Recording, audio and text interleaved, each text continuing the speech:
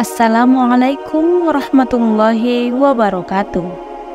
Di kota Bukhara pada abad ke-10 Masehi, hiduplah seorang anak laki-laki yang di kemudian hari akan dikenal sebagai Ibnu Sina. Sejak kecil, Ibnu Sina menunjukkan bakat intelektual yang luar biasa. Dia belajar membaca dan menulis pada usia sangat muda, dan dengan cepat menunjukkan minat yang mendalam dalam ilmu pengetahuan. Bagaimana kisahnya? Simak video ini hingga selesai. Dalam sejarah pemikiran filsafat abad pertengahan, sosok Ibnu Sina dikenal dengan banyak hal unik. Sedang di antara para filosof muslim, ia tidak hanya unik, tapi juga memperoleh penghargaan yang semakin tinggi hingga masa modern.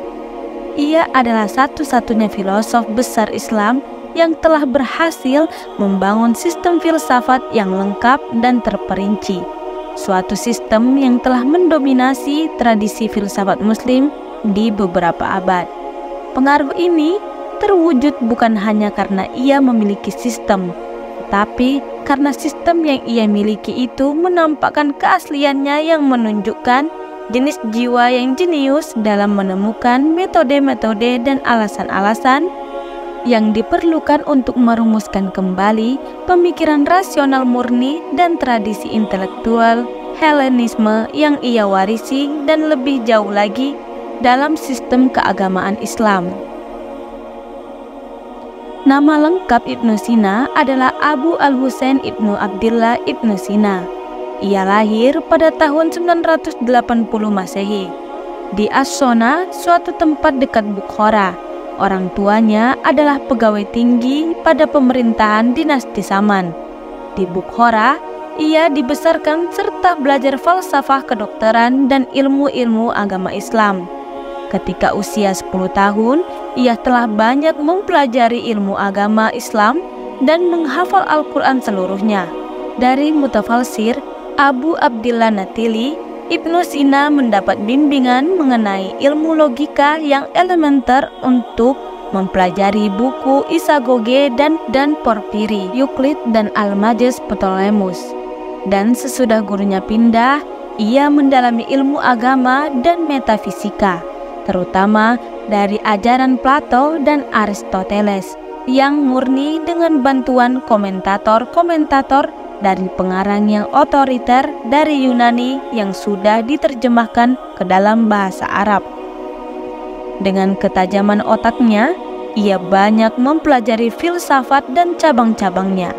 Kesungguhan yang cukup mengagumkan ini menunjukkan bahwa ketinggian otodidaknya, namun di suatu kali dia harus terpaku menunggu saat ia menyelami ilmu metafisikanya Aristoteles, kendati sudah 40-an kali membacanya.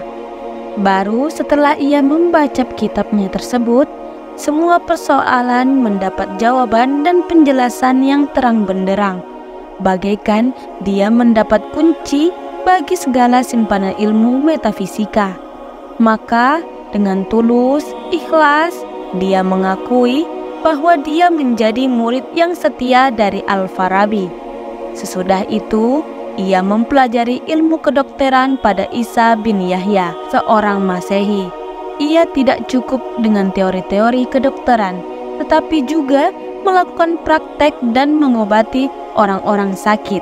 Ia tidak pernah bosan atau gelisah dalam membaca buku-buku filsafat, dan setiap kali menghadapi kesulitan, maka ia memohon kepada Tuhan untuk diberinya petunjuk, dan ternyata permohonannya itu tidak pernah dikecewakan.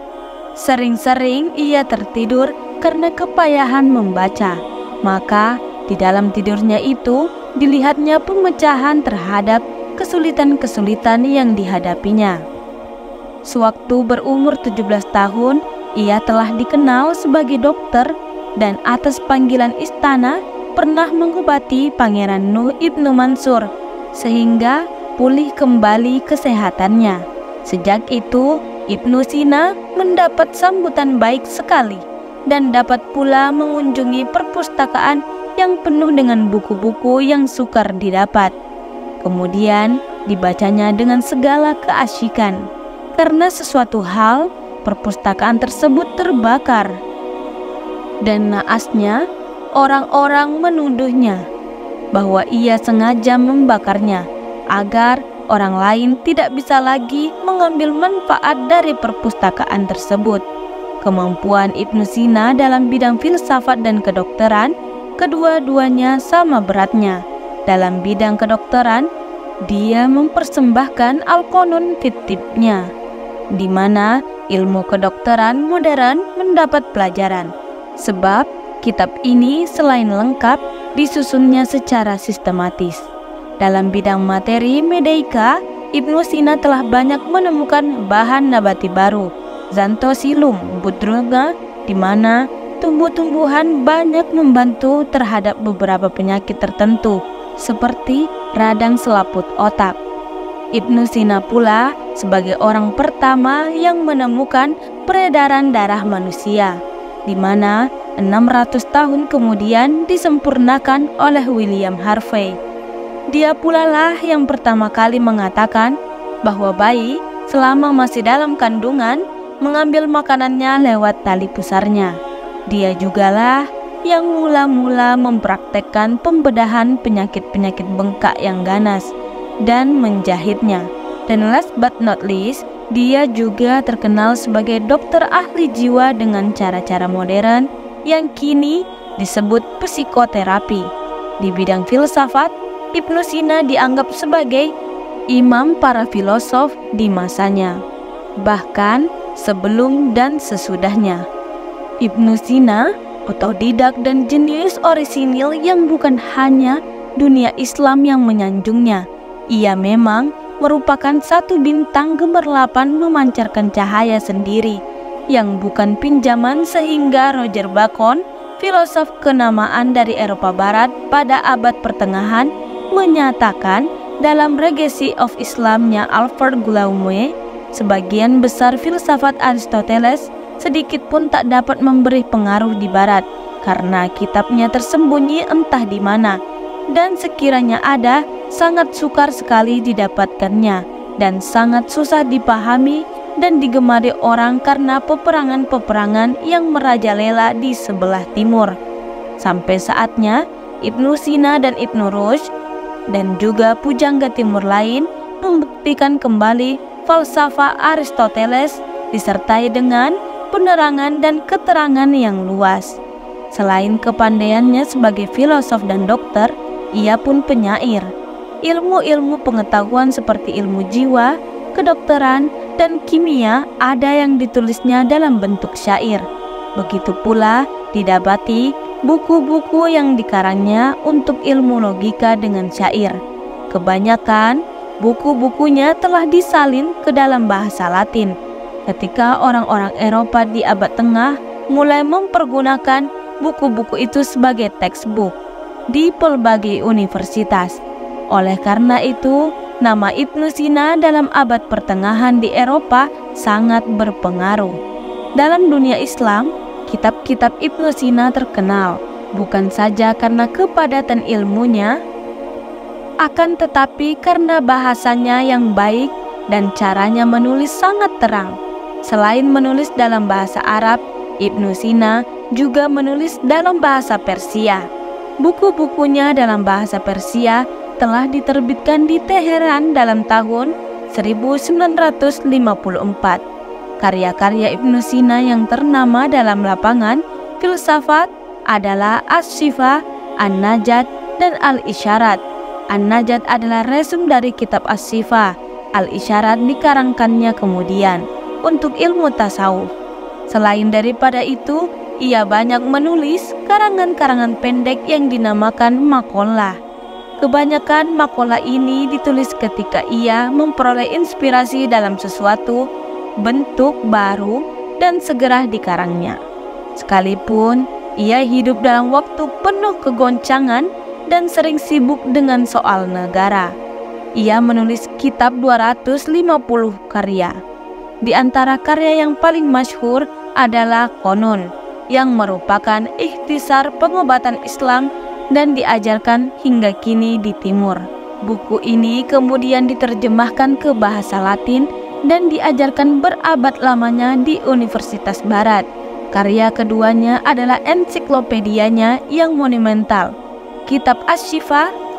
Karya ini merupakan titik puncak filsafat peripatetik dalam Islam. Ibnu Sina dikenal di Barat dengan nama Avicenna atau Spanyol Avicenna, dan kemasyhurannya di dunia Barat sebagai dokter melampaui kemasyhuran sebagai filosof, sehingga ia diberi gelar The Prince of the Physicians. Di dunia Islam dikenal dengan nama Al-Syeikh Al-Rais, pemimpin utama dari filosof-filosof. Meskipun ia diakui sebagai seorang tokoh dalam keimanan, ibadah dan keilmuan, tetapi baginya minum minuman keras itu boleh, selama tidak untuk memuaskan hawa nafsu. Minum minuman keras dilarang karena bias menimbulkan permusuhan dan pertikaian. Sedangkan apabila ia minum tidak demikian, malah menajamkan pikiran.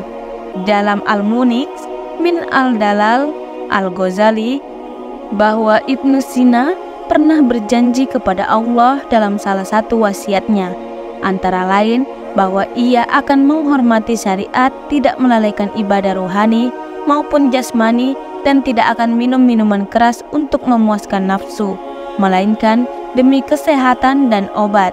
Kehidupan Ibnu Sina penuh dengan aktivitas-aktivitas kerja keras. Waktunya dihabiskan untuk urusan negara dan menulis, sehingga ia mempunyai sakit mah yang tidak dapat terobati. Di usia 58 tahun pada tahun 428 Hijriah atau setara dengan 1037 Masehi, Ibnu Sina meninggal dan dikuburkan di Hamazan. Semoga kisah tentang Ibnu Sina memberikan manfaat bagi kita semua.